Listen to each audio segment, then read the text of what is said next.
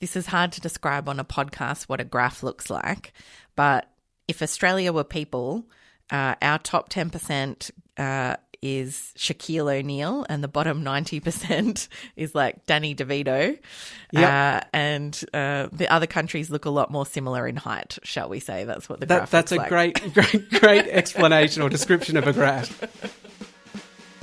One for mum, one for dad, and one for the country. And there has never been a more exciting time to be an Australian. Budgets are about choices, Fran, and you show what you value through the choices you make. This is coal. Don't be afraid. Don't be scared. The Treasurer knows. I want an economy that works for people, not the other way around. We'll just end up being a third-rate economy, a banana republic. Just follow the money. G'day, and welcome to Follow the Money, the Australia Institute's podcast that explains big economic issues in plain English. I'm Ebony Bennett, Deputy Director at the Australia Institute, and today we're going to be discussing inequality. The massive gap in Australia between rich and poor has become increasingly obvious, especially during the pandemic. While some people have been able to buy multiple investment properties, some other people are choosing between whether or not to pay their grocery bills or their electricity bills. But has it always been this way? Did things used to be more fair back in the day? Inequality has become substantially worse in Australia over the last decade, with the rich getting richer and lower income earners not getting a fair share of the growth, according to the Australia Institute. Decade to 2019, 93% of the benefits of economic growth went to the wealthiest 10% of the population. His budget's tightened amid the cost of living crisis. Households already tackling interest rates and cost of living pressures. Beef, it's most expensive ever. Tonight, 500,000 households are struggling to put a meal on the table. Workers want a pay rise of at least 7%. They say it's the only way they can afford to pay their bills. We're upset with the wealth that's going around the planet, not being shared with the workers. People all over the country who are giving a roof over their head because they cannot afford the bills. How easy it is to find yourself one paycheck away from homelessness. The numbers seeking help is up 70% in the past year, leaving welfare groups overwhelmed. If you feel like inequality has been getting worse, it's because it has. And the Australia Institute's economists have been crunching those numbers, and here to tell us what those numbers reveal, I'm talking to senior economist Matt Grudnoff. G'day, Matt. G'day, Eb. So, Matt, tell us a little bit about this report. What is it actually looking at in Australia? Well, basically, it's looking at real per adult economic growth. So that's the economic growth when you take out inflation. So, your income might have gone up, but, if inflation's gone up, you're no better off.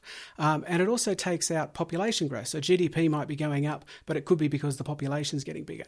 So real per adult economic growth is the economic growth you'd feel. It's the real increase in your wages. So it looks at that growth over several periods, and it works out how much of that growth is going to the top 10% and how much is going to everybody else. Okay, so we're looking at the top 10% of income earners. That's right. Yep. And the bottom 90% of income earners. Yep. That's everybody the kind else. of metric, right? Okay, and you've looked at that over recent history, essentially. Yeah, since the 1950s. We broke from the 1950s all the way up till 2019, right before the pandemic, into 5 periods. And each of the periods starts with some large economic crisis and then finishes just before the next big economic crisis or recession. And that way we capture kind of this expansion period growth and then the fall away. So we're basically comparing apples with apples. So you're not kind of taking the mining boom and some other big period of boom and looking at that. You kind of have tried to sensibly look at periods that make sense where they contain both periods of growth and periods of decline. That's exactly right, yeah. So we're not cherry picking. We don't just take, years or decades or whatever. We've basically picked periods that include an upswing, a big growth period, and then a fall away and before the next economic crisis. And so what did you find looking back in history? Well, if we go back to the 1950s, 60s and 70s, the first 2 periods, economic growth was actually fairly evenly spread. That is, the top 10% got about 10% of that real per adult economic growth, and everybody else, the bottom 90%, got about 90%. So it was very evenly distributed. Then things changed in the 1980s, and basically growth was split fairly evenly. And by split fairly evenly, I mean unfairly, because the top 10%, that small group, got about half of all the economic growth, and everybody else got about half. So, and then from the 1990s recession to the GFC, things went back a little bit, and about 64% went to the 90%. But still not 90%. No, still not 90%. Yeah. And then since the GFC, we've seen a real change. And what we found is that 93%, almost all of the economic growth went to the top 10%, and the rest of us got 7%, or almost nothing. 93% of the proceeds of growth over that decade went to the top 10%, while only 7% of the proceeds of that growth went to the bottom 90% of income earners. So that little 7% of economic growth is shared between 90% of income earners in Australia. That's their little piece of the pie. Yep. And the top 10% got 93% to share between them. Yep. So the pie got bigger between the GFC and 2019, but basically the piece of the pie for the bottom 90% got way smaller. Yeah, well, it didn't get smaller, but it didn't grow at all. Basically, all of the increase in the size of the pie went to the top 10%. Oh, okay. I see what you're saying there. Okay. Can you just say that for me again? Because I feel like other people might make the assumption that I did. Yeah, so basically we're looking at the growth in the economy, the growing of the pie, if you like. Yeah. So the pie got bigger. Where did that increase in the size of the pie go? And what we found was since the GFC, almost all of the increase in the pie went to just the top 10%, and the everybody else, the bottom 90%, only got 7% of that increase in the pie. Okay.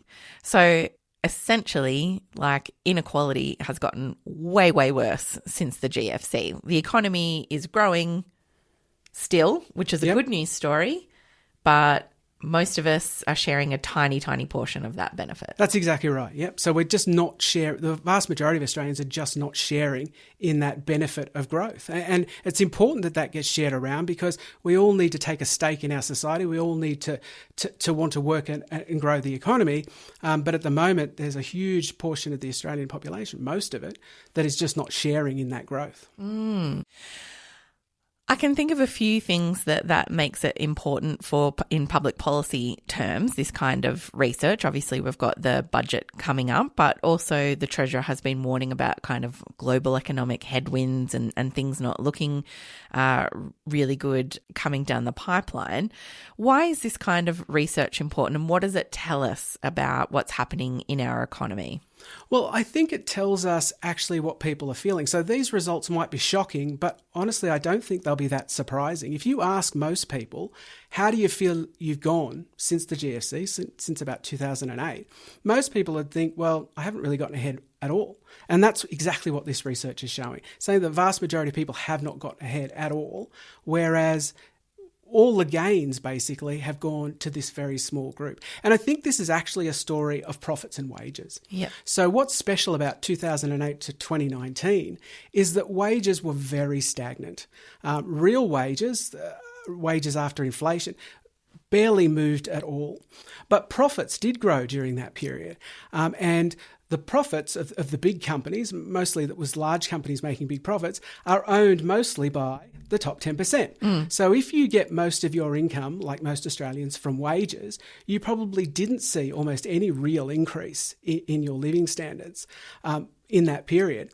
But if you got a big chunk of your income from profits, well, profits continue to grow, so those firms continue to pay dividends, and so those people got ahead. And that's why we're seeing that top 10% grow strongly and the rest of us not get ahead. The corporate profits were up 10.6% in the December quarter. Now, that's above inflation, and it's, real wages are going down, as we know. So 10.6% is a very, very healthy result for corporate profits. So where are real wages going? Backwards by over $3,000. It's tough at the moment. And that's the average. Yeah, absolutely. Why, of all things, would you be giving tax cuts to the rich when people are struggling to meet their daily cost of living challenges? So we've got the stage 3 income tax cuts coming in very shortly.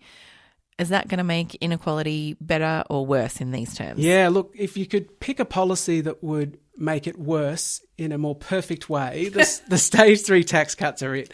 Basically, the stage 3 tax cuts, more than 50% of the stage 3 tax cuts goes to that top 10%. So not only have they just enjoyed pretty much all the benefits of economic growth since 2008, exactly right, we're now going to give them a dirty great big tax cut, like $9,000 a year if you're earning more than $200,000 a year. Yeah. Whereas if you're earning less than $45,000, basically people on the minimum wage, full-time minimum wage or less, they get nothing from the stage 3 tax cuts. So these tax cuts are certainly going to do nothing for this inequality. In fact, they're going to make inequality worse. And all they're doing is further rewarding the top 10% who, we know from this research, are getting all the benefits to begin with. With dire new international forecasting showing we're facing the worst 5 years for economic growth in more than 3 decades. To experience the weakest 5-year growth period in over 30 years. High interest rates, soaring debt and the ongoing impact of the war in Ukraine, just some of the challenges confronting the global economy. And Matt, we know internationally a lot of countries are struggling with inflation and cost of living like Australia is. How do we compare in terms of who's getting the benefits of economic growth? How does Australia compare to other countries? Is this a problem that other countries are having the same issues with? Yeah, it's a great question. And in the research, we had a look. And we sort of compared ourselves with different countries and the EU. And basically what we found was that across the board, a big chunk of the growth in economies, that real growth in economies, was going to the top 10%. But Australia was by far the worst. So if we look at Canada, the UK, the US, the EU, all of them saw the majority of real economic growth going to the top 10%, but it was kind of between about 50% and about 70%. Whereas Australia, as we said, was over 90%. So we were by far the worst of all of those countries. So other countries' pies just look a little bit more even than our pie distribution. Absolutely, yeah. And I mean, well, so for example, the case of the EU, it was split almost evenly. So about 54% went to the top 10%, but that means 46% went to the rest. And that's still a very unequal distribution. But compared to Australia's, where almost all of it went to the top 10%. It's a lot better than us. So this sets out what's happened with the share of growth going to the rich and poor over the last 5 decades. The blue bars are the top 10% of income earners, and the mustard bars are the bottom 90% of income earners. So in those last 2 this is hard to describe on a podcast what a graph looks like, but if Australia were people, our top 10% is Shaquille O'Neal, and the bottom 90% is like Danny DeVito. Yep. And the other countries look a lot more similar in height, shall we say? That's what the graph looks like. That's a great explanation or description of a graph. So, Matt, what's the take-home message from this as we head into the budget? First of all, I guess one of the points is it's not all in your head. No, it's absolutely not in your head. If you feel like you are not getting ahead, right, and you know, chances are you're not, particularly if you're like the vast majority of Australians, you're in that 90%. And it's not just interest rates, it's been going on since the GFC. Exactly right. And looking at it, things have clearly changed. So when we talk about, you know, the 50s, 60s, 70s, they were a fairer time. They were a time when Australians shared more equally in that growth. And things have certainly changed. And I think as far as policymakers and coming up on the budget, there are definitely things that the government can do. I think part of the problem we have in Australia is that it's really hard to get a pay rise now. The IR system, the industrial relations system, is rigged against workers. We have a lot of insecure work. We have a lot of casualisation. We have a lot of rules that make it really, really difficult to strike. Quite often, Australians are surprised, but international organisations are always pinging Australia for the terrible rules around strikes. And if you know, workers can't strike, then obviously they can't ultimately get a better share. Thousands of frustrated tradies have walked off work sites across Melbourne. They marched through the city demanding wage increases as they battle the cost of living crisis. Union! Union! demanding wage increases in line with inflation as the cost of living spirals out of control. Those kind of rules, those industrial relations rules, need to change so that workers are able to get a better share of this economic growth. Yeah, because you can certainly see long term that's not going to pan out very well for Australia if people don't feel like they have a stake in society as it grows. And another piece of economic research that's been done over the last sort of 10 or 20 years has shown that economies that are more evenly distributed, their income is more evenly distributed, grow faster than economies that are less evenly distributed. So by allowing a larger and larger part of the growth just to go to a smaller and smaller group, we're actually ultimately going to slow our economy down in the long run and make everybody, including the top 10%, worse off. So it's in everybody's interest, even the top 10%, that we share this more evenly. So inequality harms economic growth. Yeah, not only does it harm society on a kind of moral level, forget about morals, I'm an economist, I'm a cold-hearted numbers person. Even if you were just looking at the economy and just looking at the interests of the top 10%, it's still in their interest and those interests to share this growth more evenly. Thanks, Matt. That's all we've got time for today. How do we measure wealth in this world? I'll tell you, by somebody's ability to restock their ice freezer. Because povos can't restock. Poor people don't need to restock. They have nothing. Look at my 3 different flavoured ice I've got. And the best ice of all, not that povo cubey ice, but round bally ice. You know I'm rich when I have round bally ice. Look at my ice freezer that you could never afford, because you're poor. This episode was recorded live on Tuesday the 11th of April, and things may have changed since recording. If you liked today's episode, please rate and review us, as it helps other people to find the podcast. And if you love the show and want to help us continue to do work with impact, then please consider supporting us with a small tax-deductible gift today at australiainstitute.org.au. That's also where you can find all our latest research, including Matt's and Dave Richardson's paper on who benefits from economic growth and how inequality has been put on absolute steroids since the GFC. We're on Twitter at the Oz Institute with an AUS. My Twitter handle is Ebony_Bennett with a _N_T. Matt is at Matt Grudnoff. And our producer, Jennifer Macy, is at Jennifer Macy, with additional editing from Emily Perkins. Our theme music is by Jonathan McFeet from Pulse and Thrum, with additional music from Blue Dot Sessions. Thanks for listening.